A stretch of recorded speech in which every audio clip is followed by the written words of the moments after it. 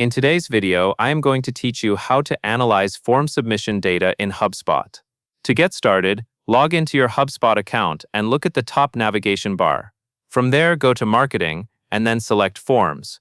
This will take you to the Forms dashboard, where you can see the forms that exist in your portal. If you have a lot of forms, take a moment to scan the list carefully so you choose the correct one, since the analysis is specific to each individual form. Next, select the form you want to review by clicking directly on the name of that form. This opens the Form Details page, where Hubspot collects performance information for that specific form over time.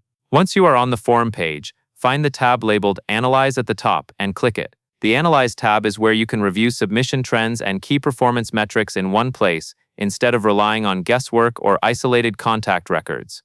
Now use the date range and frequency dropdowns to adjust what you are looking at.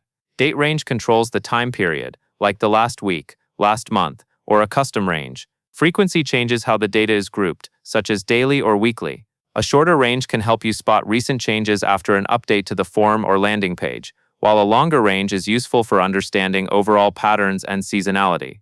After you set your filters, scroll down to review the main sections of the report. Pay close attention to performance, which helps you understand overall activity. Then review conversion rate to see how well your form is turning visitors into submissions.